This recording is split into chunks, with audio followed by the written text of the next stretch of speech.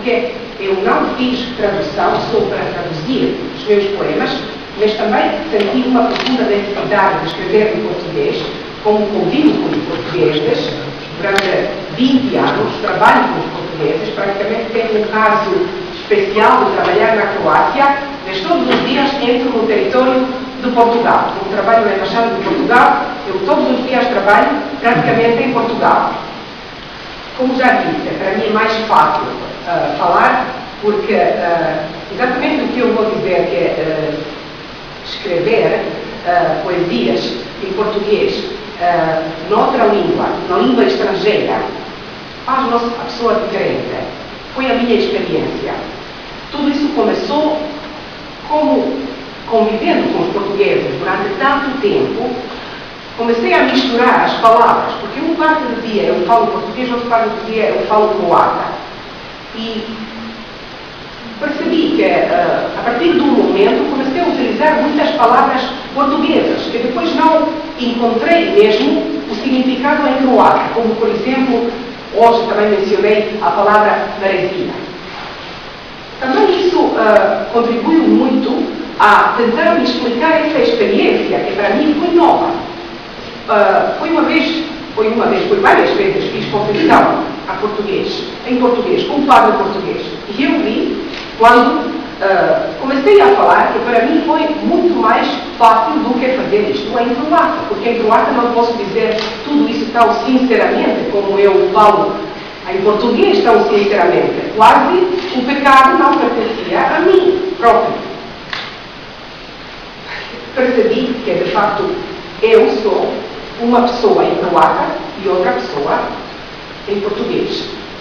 Depois li um livro, depois do tempo, depois dos anos, li um livro de uma autora, uma escritora chinesa, que escrevi que, de facto, o que ela não podia fazer em chinês, que consegue fazer em inglês, que ela própria faz autocensura e que a autocensura dela é muito mais forte do que qualquer censor que podia corrigir o texto dela.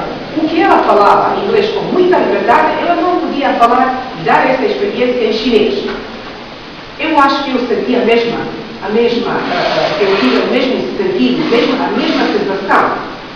E depois de ter várias profissões em português, consegui continuar, porque achava que isto foi muito mais fácil do que fazer isto em croata. O que acontece? Eu pensava, um filósofo alemão, Heidegger, disse que a nossa língua é a nossa casa do nosso ser. Eu vivo na minha língua. Eu conheço croata. Eu nunca me divido de croata. Croata é minha língua materna.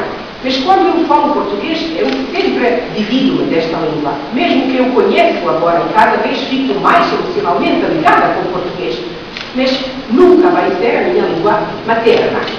Então, como eu tentei mesmo imaginar e mesmo ver na minha cabeça, isso começou a ser como uma imagem de uma casa onde eu vivi. Essa casa foi casa croata, onde eu conheço todas as coisas com quais eu vivi durante toda a vida, como a minha cama, as imagens, tudo o que está nesta casa. Todas as outras casas que eu conheci na minha vida, onde entrei, nunca vou sentir tão emocionalmente forte como a minha casa própria. Então, posso dividir cada coisa que entrou na casa. Posso dividir os armários, tudo o que veio desta casa não pertence a mim, não sinto como meu. Sei exatamente a partir de qual momento isto começou. Escrever em português fez-me uma outra pessoa. E, de facto, este livro, de Lares e Tristezas, tem muito a ver com também os portugueses, com a língua portuguesa, porque os portugueses, tanto como croatas, são até mais, talvez, estão ligados ao mar. Temos esse mesmo mar que nos une, que não nos divide, mas que nos une. E esses cheiros, e os cheiros e experiências, a vida que é ligada, uma vida que pode ser às vezes dura, que o mar não só dá prazeres, mas também dá um sentido muito pesado na vida. Eu podia sentir que os portugueses trazem isso, a mesma experiência, e que isso pode enriquecer a minha própria poesia. E por isso eu acho que a tradução que eu fiz, que não é só tradução, mas que são poemas diferentes, até os títulos dos poemas que eu fiz, às vezes não correspondem um ao outro, como por exemplo Maresia, que foi traduzido em português como em croata como Svetlana. A primeira palavra foi portuguesa, não croata, porque na croata isso não existe, na língua croata. Eu vou agora ler um poema meu, exatamente o poema que mais explica essa experiência, e o poema chama-se Vaidade, e como é que isso aconteceu? Aconteceu exatamente na confusão. Um padre, mas nesse momento contribuíram muito a iluminar o facto que eu agora expliquei, que esta língua me fiz a pessoa diferente, que me deu mais uma identidade. Eu vou ler. A vaidade. Confesso em língua estrangeira. Nada daquilo que presinto e sinto não é mais o meu. Devido ao meu próprio pensamento, devido à intenção do ato, devido ao pecado do pecado, e peço-te para me ajudares, um estrangeiro, o meu irmão, que escuta atenciosamente o eco dos meus códigos, a confusão particular, transformando-a na harmonia do horror, tornando-a purificada e simples ao axioma básico. E escuto com admiração como o meu pecado soa perfeitamente em português, como na sintaxe estrangeira cada pensamento torna-se razoável, recebendo suavidade de um som doloroso, saudade dos pais dos outros conquistadores amados.